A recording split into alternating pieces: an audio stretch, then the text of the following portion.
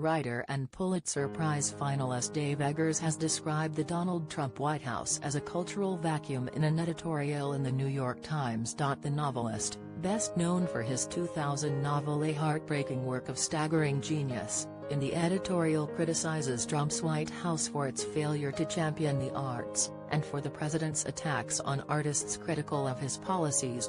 This White House has been, and is likely to remain, home to the first presidency in American history that is almost completely devoid of culture, he writes. In the 17 months that Donald Trump has been in office, he has hosted only a few artists of any kind. One was the gun fetishist Ted Nugent. Another was Kid Rock. They went together and with Sarah Palin. Neither performed.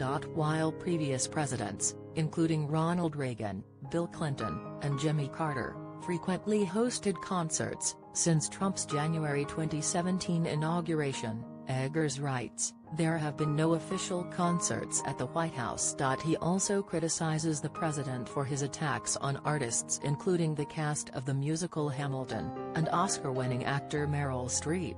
Never have we had a president not just indifferent to the arts, but actively oppositional to artists, writes Eggers, who goes on to contrast sponsorship of the arts in free societies to the hostility towards the arts in totalitarian regimes. Every great civilization has fostered great art, while authoritarian regimes customarily see artists as either nuisances, enemies of the state, or tools for the creation of propaganda, he writes.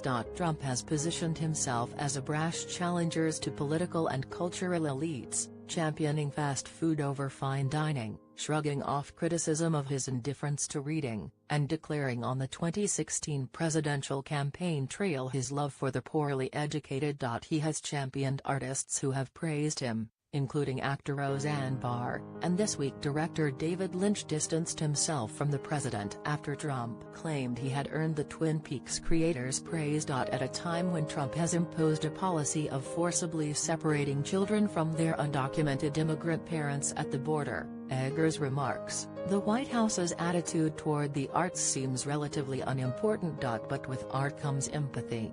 It allows us to look through someone else's eyes and know their strivings and struggles.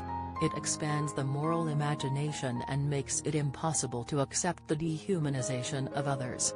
When we are without art, we are a diminished people, myopic, unlearned and cruel. Eggers is not the first novelist to have criticized Trump's apparent lack of cultural sophistication, with late novelist Philip Roth in an email to The New Yorker last year describing Trump as ignorant of government, of history, of science, of philosophy, of art, incapable of expressing or recognizing